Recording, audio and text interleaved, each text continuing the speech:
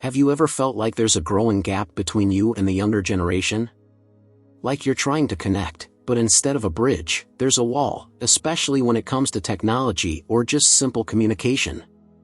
In today's video, we're going to explore ways to break through that barrier. We'll share 5 powerful insights to help you navigate your relationships and interactions as you age, without letting misunderstandings or frustrations take over. You'll learn how to communicate more effectively, maintain your dignity, and keep those meaningful connections alive, even in a world that often overlooks the wisdom that comes with experience. If you haven't subscribed yet, I'd love for you to join this community by hitting that subscribe button and turning on notifications. It helps a lot, and that way, you won't miss any valuable insights from us.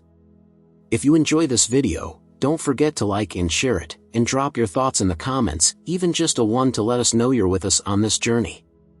Now, let's dive right into it. Number 1, even if you're curious, don't ask questions. As we get older, there's this interesting shift that takes place. Sure, our physical capabilities may start to fade a bit, maybe our eyesight isn't what it used to be, or our hearing has become a little less sharp. But while our physical senses begin to dull, something else gets stronger: our curiosity.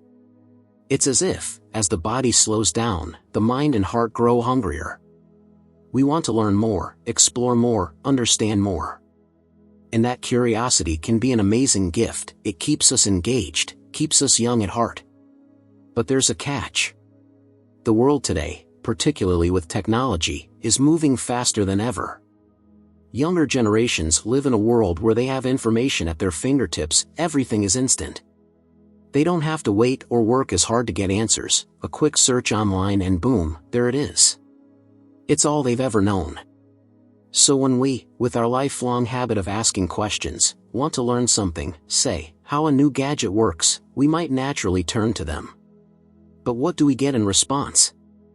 More often than not, we're met with 2 kinds of reactions, neither of which feels good. The first is sarcasm. They might roll their eyes, laugh a bit, or make a comment that suggests they're too busy, or that we're supposed to already know this stuff.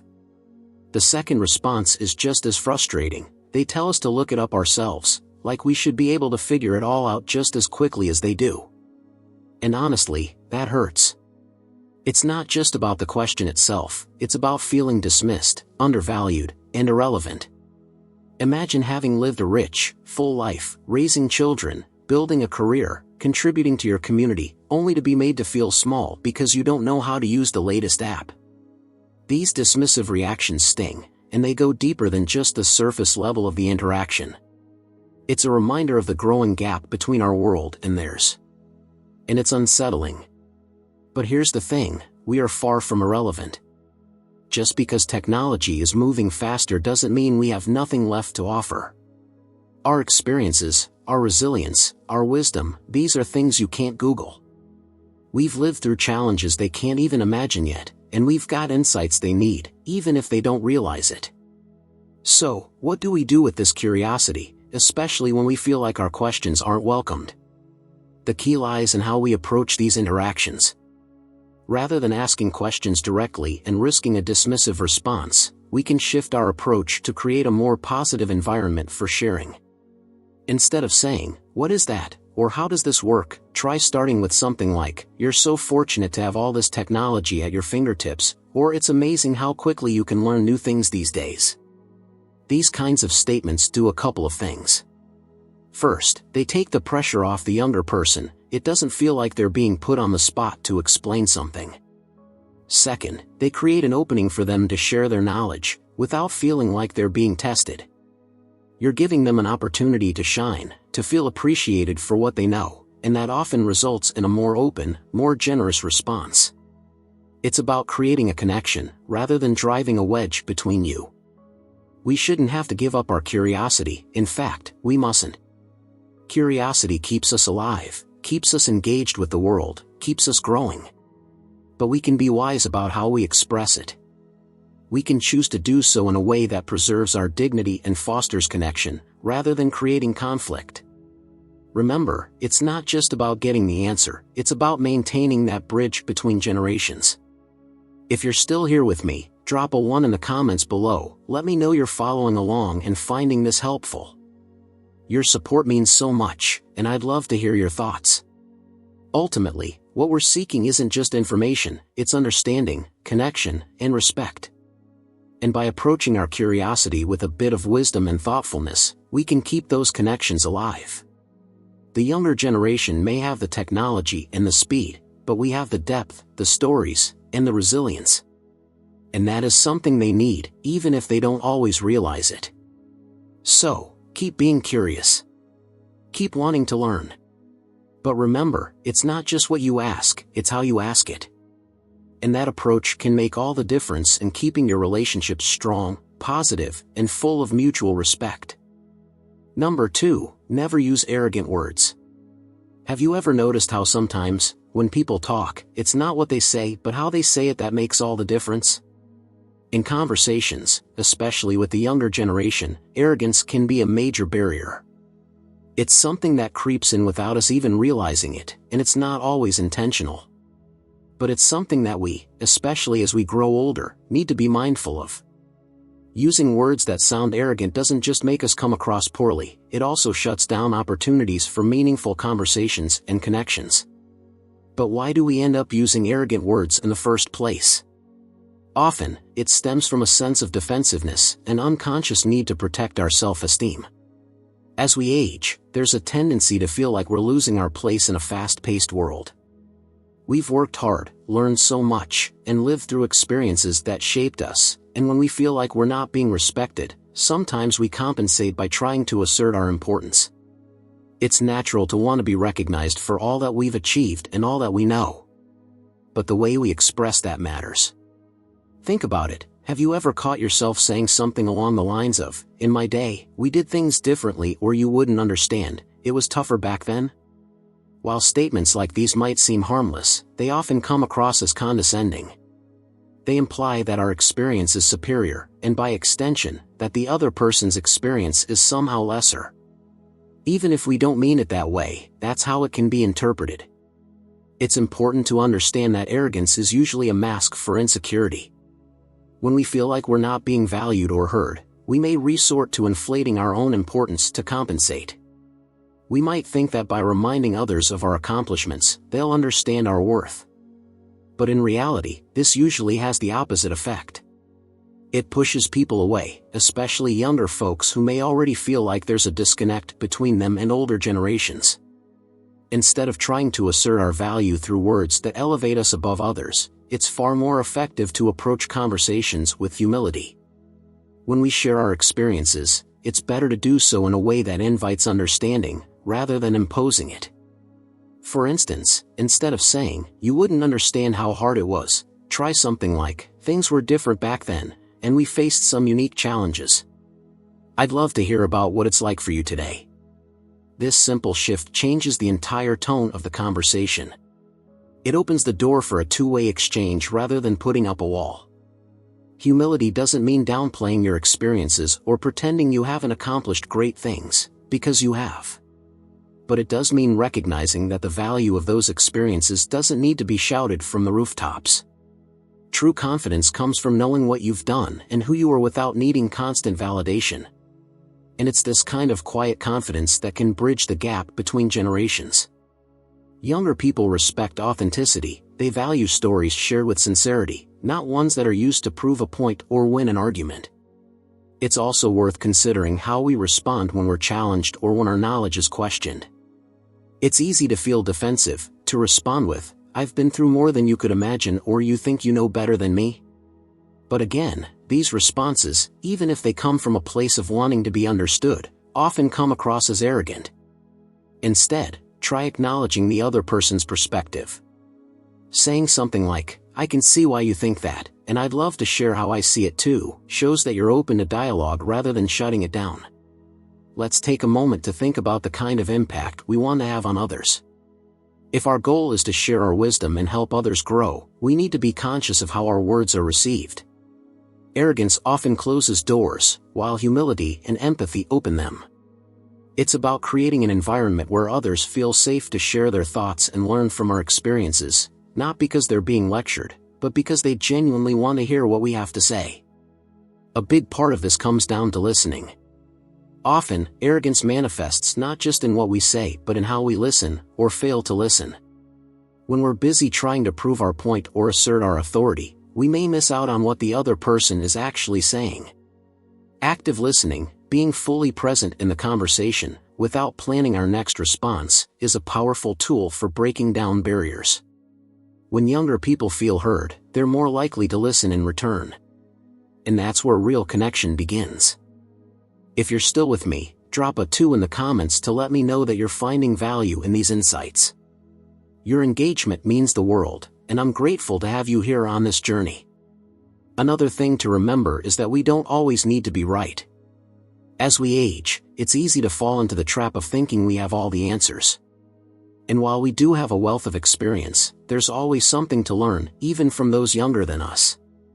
The world is changing rapidly, and younger generations have insights and knowledge that we might not. By acknowledging that we don't know everything, we not only show humility but also demonstrate that we're still open to learning. And that's a powerful message to send, one that says, I respect your knowledge, and I'm here to learn alongside you. Think about the last time you had a conversation where someone spoke to you with genuine humility. How did it make you feel? Likely, it made you feel valued, respected, and more open to listening to what they had to say. That's the kind of impact we can have on the younger generation when we approach conversations without arrogance. It's not about diminishing ourselves, it's about creating space for others to feel comfortable and valued in our presence. One simple practice to help avoid arrogant language is to pause before speaking, especially in situations where emotions are running high. Ask yourself, is what I'm about to say going to help build a connection, or is it going to create distance? Taking a moment to reflect can make all the difference in how a conversation unfolds. When we choose our words with care, we can transform what might have been a tense exchange into a meaningful dialogue. Remember, every conversation is an opportunity to connect, to share, and to grow. When we approach these moments with humility and an open heart, we're far more likely to leave a positive impact. And that's what it's all about, building bridges, not walls, between generations. We have so much to offer, and so much to learn, and it all starts with the way we communicate. So let's make a conscious effort to choose humility over arrogance. Let's use our words to uplift rather than to prove a point. Let's share our stories, not to show how much we know, but to create a space where others feel invited to share theirs too. And let's remember that true strength doesn't come from asserting our superiority, it comes from recognizing the value in others and being open to learning from everyone around us. If this resonates with you, if you've experienced the difference that humility can make, I'd love to hear about it in the comments. Your stories and experiences are what make this community so special, and I'm always grateful to hear from you. And don't forget, if you haven't yet, please subscribe and turn on notifications so you don't miss out on more insights like these. Let's keep learning, growing, and building a community that uplifts one another, one conversation at a time. Number 3, don't unnecessarily dredge up your flaws. As we grow closer to others, whether it's a partner, a family member, or even a good friend, there can be a tendency to want to reveal everything about ourselves. It's natural to feel like deeper intimacy means sharing more, even the parts of our past we might not be so proud of. But there's a delicate balance to be found when it comes to sharing our vulnerabilities. Not every flaw or regret needs to be aired out, especially when doing so doesn't add value to the relationship or conversation. We all have moments in our past that we're not proud of, mistakes, regrets, things we wish we could go back and change. And while it can sometimes feel cathartic to share those stories, it's important to consider whether bringing them up will ultimately help or harm the situation. When we bring up our past mistakes unnecessarily, we risk opening old wounds, not only for ourselves but for the people around us. It's crucial to remember that once something is shared, it can't be taken back. The person you share it with now carries that part of your history, and it can influence how they see you, even if they don't mean for it to. Imagine you're having a great conversation with a loved one, things are light, the atmosphere is joyful. Then, out of nowhere, you decide to share something from your past that's heavy, something that's weighed on you for years. Suddenly, the energy shifts. what was once a joyful exchange is now tinged with sadness, or even awkwardness. The other person may not know how to respond, and you're left feeling vulnerable in a way that may not have been necessary. There's a time and a place for sharing our deepest struggles and regrets, absolutely. Vulnerability is a key component of intimacy, but it should be approached thoughtfully. Oversharing can put unnecessary strain on relationships, especially if the other person isn't equipped to handle the weight of what you're sharing. It can also lead to feelings of regret later on, wishing you hadn't revealed so much, or worrying about how the other person now perceives you. It's important to protect our own sense of self-worth. Constantly dredging up our flaws and mistakes can make us start to see ourselves through a negative lens. The more we talk about the things we wish we hadn't done, the more those things become a part of our narrative. They start to define us, even if only in our own minds. And that's a heavy burden to carry. Instead, we should focus on the positive aspects of our journey, the growth, the lessons learned, the resilience we've shown in the face of challenges. Think about it, when you're in a conversation with someone and they keep bringing up their own mistakes or regrets, how does it make you feel? It's likely that, over time, you start to see them through the lens of those mistakes. It's not that you want to, it's just human nature. The same thing happens when we constantly bring up our own flaws. We start to define ourselves by them, and others might begin to do the same. Instead of dwelling on our past mistakes, we should aim to share stories of growth and resilience. Talk about the times you overcame a challenge, or learned an important lesson.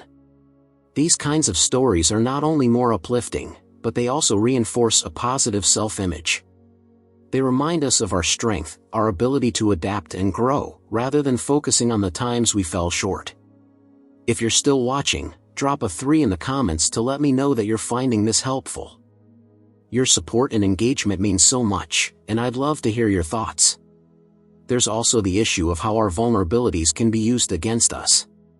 When we share our deepest regrets or mistakes, we're putting ourselves in a vulnerable position. In most cases, the people we share with would never use that information to hurt us. But relationships can change. People can, at times, act out of hurt or anger. And when that happens, the things we've shared in moments of vulnerability can be used against us.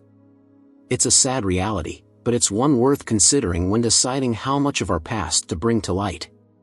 Protecting our emotional well-being doesn't mean putting up walls or refusing to be vulnerable. It means being discerning about what we share, and with whom. It's about recognizing that not every part of our past needs to be part of our present narrative. We can choose which stories to tell, and we can choose to focus on the parts of our journey that highlight our growth, our resilience, and our strength. Another aspect of this is recognizing that we don't need to constantly seek validation for our past mistakes. Sometimes, we share our flaws in an attempt to be reassured, to hear someone say, "It's okay, you did your best," or "That doesn't define you." But the truth is, the reassurance we're seeking needs to come from within. We need to be able to forgive ourselves, to recognize that our past mistakes are just that, in the past. They don't define who we are today, and they don't need to be constantly revisited in order for us to move forward. If you find yourself wanting to share something from your past, ask yourself, is this going to add value to the conversation? Is it going to help the other person understand me better, or is it going to bring the mood down and create unnecessary tension? It's not about hiding who you are, it's about being mindful of the impact your words have on both yourself and the person you're sharing with. We all have flaws. We all have regrets. But those things are just a small part of who we are. They don't define us, unless we let them. By choosing to focus on our strengths, our growth, and our resilience, we create a more positive narrative for ourselves. And that's the narrative we should be sharing with the people we care about. So, the next time you're tempted to bring up a past mistake, pause and think about why you want to share it. Is it truly necessary? Will it help the other person understand you better, or will it just bring unnecessary negativity into the conversation? Instead, try focusing on the lessons you've learned, the ways you've grown, and the positive changes you've made. These are the stories that will uplift both you and the people you're sharing with. If you're finding value in this conversation, don't forget to hit the like button, subscribe, and turn on notifications so you don't miss out on future insights. Your support helps us continue creating content that makes a difference, and we're so grateful to have you as part of this community. Ultimately, vulnerability is about balance. It's about knowing when to share and when to hold back. It's about recognizing that not every flaw needs to be brought into the light. By being mindful of what we share, we can protect our sense of self-worth and create more positive, uplifting connections with the people around us. We can choose to define ourselves not by our mistakes, but by our resilience, by the strength we've shown in overcoming those mistakes and continuing to move forward. So, let's make a conscious effort to be discerning with our vulnerability. Let's choose to share the parts of our journey that highlight our growth, our strength, and our resilience. Let's protect our emotional well-being by being mindful of what we bring into our conversations and focusing on the positive aspects of who we are. If you've ever struggled with this balance, if you've ever felt the urge to overshare or found yourself dwelling on past mistakes, I'd love to hear about your experiences in the comments. How have you found ways to focus on the positive and let go of the need to constantly revisit the past? Your stories are what make this community so powerful, and I'm always grateful to hear from you. Remember, your past doesn't define you. It's the way you choose to move forward, the lessons you learn, and the resilience you show that truly matter. Let's keep growing, keep learning, and keep building connections that uplift and inspire, one conversation at a time. Number 4. Don't get angry. As we grow older, it's not uncommon to hear people say that we become more like children again, sometimes quick to anger, other times easily brought to joy. There's a reason for that comparison, and part of it lies in the way our emotions seem to become more sensitive over time. It can feel as though the patience we once had begins to fade, and the little things that never used to bother us start to feel like major irritants. And while it's completely normal to feel this way, we must remind ourselves that unchecked anger can do more harm than good, to ourselves and to those around us. Anger often stems from a deeper place of frustration. For many of us, it's not really about the specific thing that sets us off in the moment, it's about the accumulation of feelings that have built up over time. It could be a sense of loneliness, feeling like we're not as important or valued as we once were, or simply the frustration of not being able to do things we once could. These feelings are valid, but if we allow anger to take hold, it often pushes away the very people we want to feel closer to. Take, for example, a situation where you're trying to communicate something to a family member, perhaps a grandchild, and they're distracted by their phone. You might feel a surge of anger, a sense of being ignored or dismissed. It's easy for that feeling to come out in harsh words, something like, "You never listen to me," or "You're always too busy for me." But think about how those words are received. They're likely to make the other person defensive, to close themselves off rather than opening up to you. The outcome is the opposite of what you want. Instead of feeling more connected, there's now a barrier between you. So, what can we do when we feel anger bubbling up? The first step is to recognize it for what it is, an emotion, not a fact. Just because we feel anger doesn't mean we have to act on it. Instead, take a moment to breathe, to step back, and to consider what's really happening beneath the surface. Are you feeling ignored? Underappreciated? Lonely? Once you identify the true source of your frustration, it becomes easier to address it in a way that's constructive rather than destructive. For instance, instead of saying, "You never listen to me," try expressing how you feel in a calm, honest way. You could say, "I really value our time together, and I'd love it if we could put our phones away for a bit so we can really talk." This kind of statement is less likely to make the other person feel attacked, and more likely to lead to a positive outcome. It's about expressing your needs without letting anger take the driver's seat. If you're still here, drop a 4 in the comments to let me know that you're finding this helpful. Your engagement means a lot, and it's always wonderful to see this community supporting each other. Another important thing to remember is that anger is often a reflection of our own unmet needs. When we're angry, it's usually because there's something we're not getting, whether it's respect, attention, understanding, or even just a sense of control. By recognizing what that unmet need is, we can find healthier ways to address it. Instead of reacting in anger, we can take proactive steps to meet our needs in a positive way. Let's consider another example. You're at a family gathering, and you feel like everyone is talking over you, not giving you a chance to share your thoughts. It's easy to feel angry in that situation, to think, no one cares about what I have to say. But instead of letting that anger fester, try taking a deep breath and finding a moment to speak up in a calm, confident way. You could say, "I'd love to share my thoughts on this," or "I have a story that I think you'd all enjoy."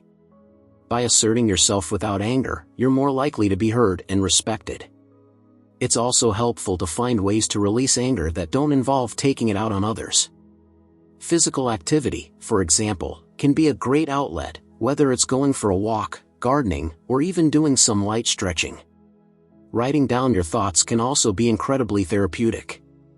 Sometimes, just getting the feelings out on paper can help you process them and let them go, without the risk of hurting someone else in the heat of the moment. Another effective strategy is to practice gratitude. It might sound simple, but focusing on the things you're grateful for can help shift your perspective and reduce feelings of anger. When you're in a moment of frustration, take a step back and think about the positives in your life. Maybe it's the fact that you have family around you, even if they're not always as attentive as you'd like. Maybe it's the beauty of a sunny day, or the comfort of a favorite hobby. By shifting your focus to the positive, it becomes easier to let go of the anger and find a sense of peace. If you've ever experienced a time when anger got the best of you, you're not alone. We all have those moments. But what's important is how we choose to respond afterward. Do we let that anger define us, or do we learn from it and try to do better next time? By practicing patience, mindfulness, and gratitude, we can start to change our relationship with anger, using it as a signal that something needs attention, rather than letting it control our actions. It's also worth remembering that the people around us are not mind readers. They may not always understand what we're feeling or why we're upset. By communicating our needs calmly and clearly, we give them the opportunity to understand us better, to meet us where we are. And that's where real connection happens, when both sides are willing to listen, to understand, and to make an effort. If you're finding this discussion helpful, don't forget to like this video, subscribe to the channel, and turn on notifications so you don't miss future insights. Your support helps us keep creating content that makes a difference, and I'm so grateful to have you here with us. As we get older, it's easy to feel like we've earned the right to be a little more impatient, to let our frustrations show.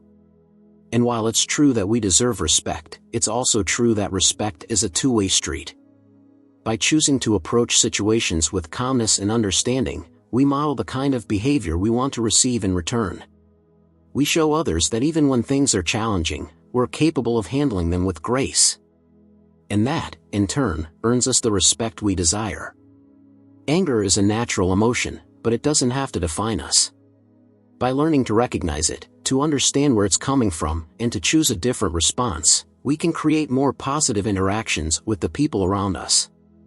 We can build stronger relationships, foster deeper connections, and ultimately find more peace in our daily lives. So, the next time you feel that surge of anger, pause. Take a deep breath. Ask yourself what's really going on beneath the surface. And then choose a response that reflects the person you want to be, a person who is calm, patient, and open to understanding. It's not always easy, but it's always worth it. If you've found ways to manage your anger that have worked well for you, I'd love to hear about them in the comments. Sharing our experiences helps us all grow, and I'm always grateful for the wisdom this community has to offer. Remember, the goal isn't to never feel angry, that's impossible. The goal is to learn how to handle that anger in a way that leads to growth, to understanding, and to stronger connections with the people we love. Let's keep working on that together, one step at a time. Number 5. Don't complain too much about your illness.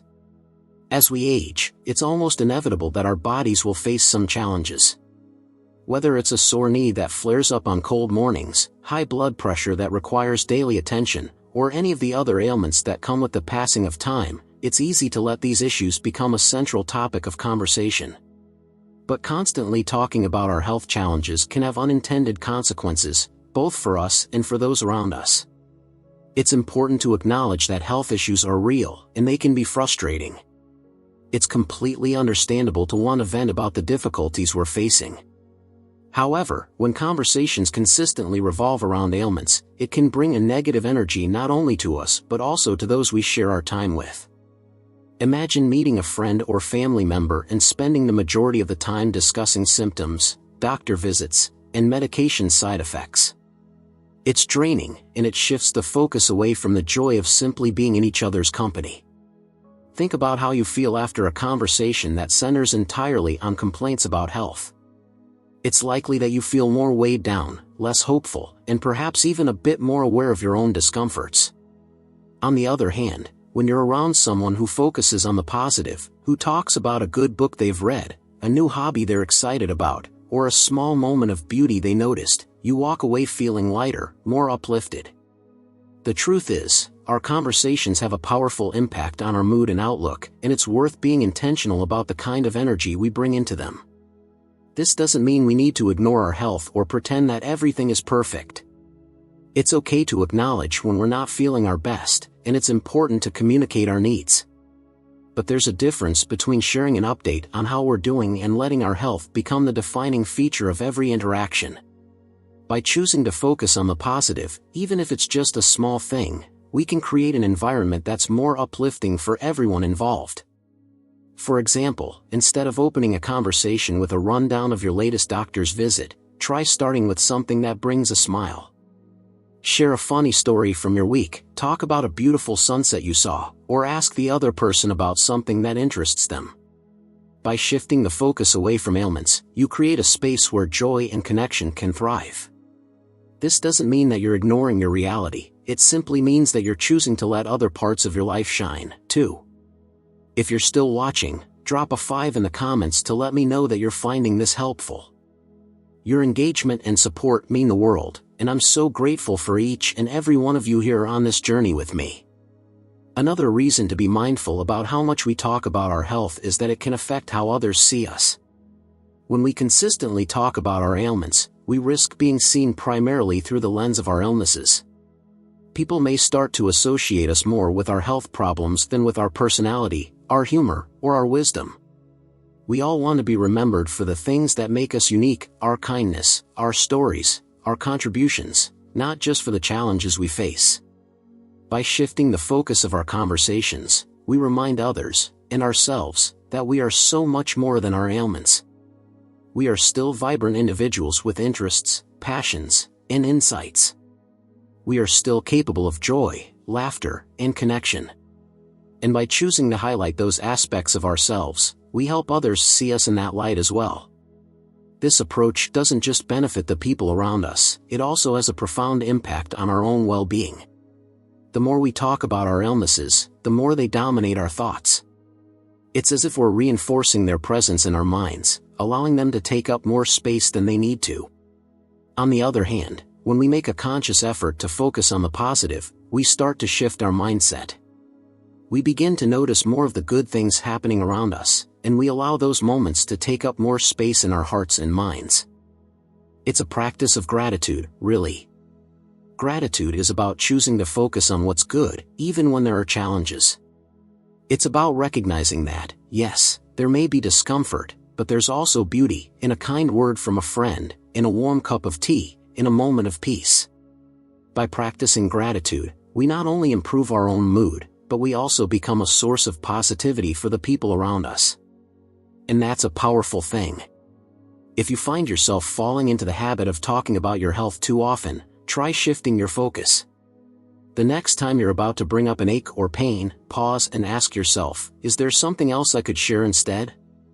Could I talk about something that made me smile today? Could I ask the other person about their day, or share something I'm grateful for? These small shifts can make a big difference in how we feel and in how our interactions unfold. It's also worth considering the impact that constant talk of illness can have on our relationships.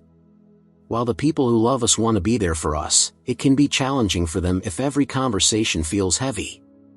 They may start to feel helpless, unsure of how to make things better, or they may even begin to distance themselves because the weight of those conversations becomes too much.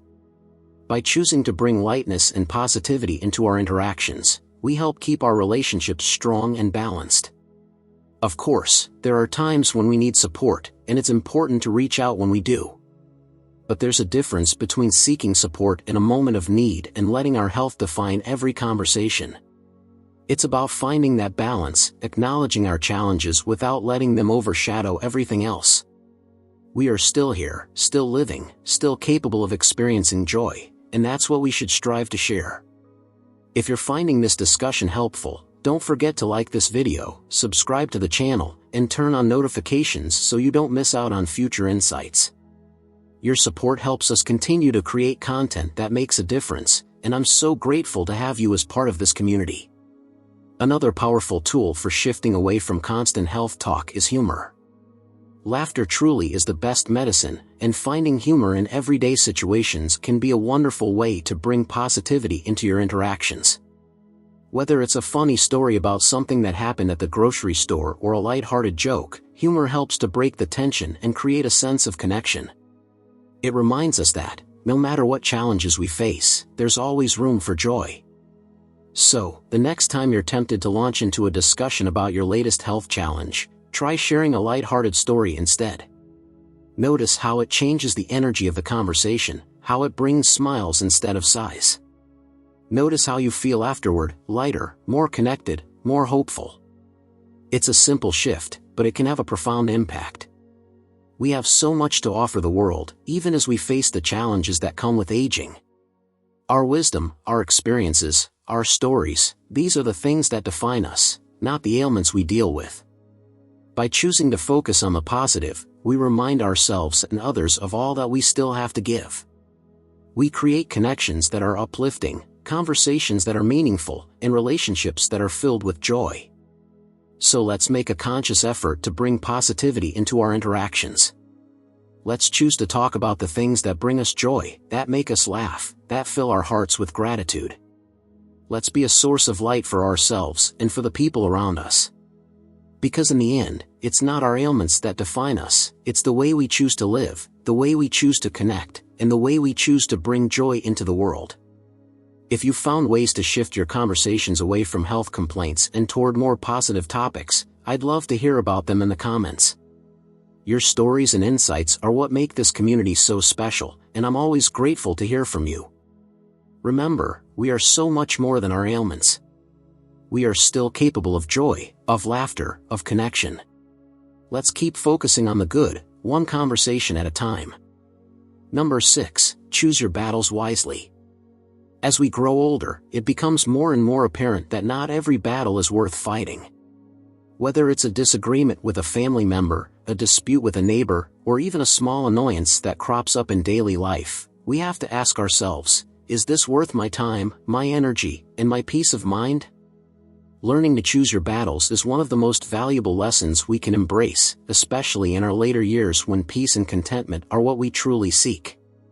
Think about the arguments you've had over the years. How many of them, looking back, actually made a difference in your life? How many times have you stood your ground on something, only to realize later that it wasn't as important as it seemed in the moment? There's a lot of freedom that comes with realizing that we don't always need to be right. We don't need to prove ourselves to others. There's a deep sense of strength in being able to let things go, to walk away from a confrontation knowing that you value your inner peace more than being right in that moment. This is especially true when it comes to relationships with family and loved ones. Disagreements are bound to happen, whether it's over something trivial like what to watch on TV or something more serious like differing opinions on lifestyle choices. In these moments, it's worth taking a step back and asking yourself, is this really worth it? Is this disagreement going to help strengthen my relationship with this person, or is it going to create distance? More often than not, the answer is clear, it's simply not worth the tension. One of the things that often fuels our need to argue or prove a point is pride. It's that little voice inside that says, I have to make them see things my way or they need to understand that I'm right. But what if we chose to set pride aside? What if, instead of focusing on being right, we focused on understanding the other person's perspective? What if we prioritized the relationship over the argument? In doing so, we create an environment where connection is more important than competition, where love and understanding take precedence over the need to be correct. If you're still watching, drop a 6 in the comments to let me know that you're finding this helpful. Your support means so much, and it's wonderful to know that we're on this journey together. Another important aspect of choosing your battles wisely is recognizing the toll that constant conflict can take on your well-being. Arguments and confrontations can be exhausting, both mentally and emotionally. They can leave us feeling drained, anxious, and disconnected from the people we care about. By learning to let go of the small things, the petty grievances, the minor annoyances, we can preserve our energy for the things that truly matter. We can use that energy to nurture our relationships, to pursue our passions, and to focus on the aspects of life that bring us joy. It's also helpful to consider the broader picture. In the grand scheme of things, is this argument really going to matter a week from now? A month from now? A year from now? If the answer is no, then it's probably not worth the stress and frustration that comes with engaging in it. By keeping the bigger picture in mind, we can put things into perspective and make choices that align with our desire for peace and happiness. This doesn't mean that we should avoid all conflict or never speak up when something truly matters to us.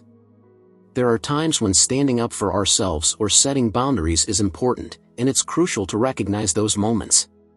But the key is to discern which battles are worth fighting and which are better left alone.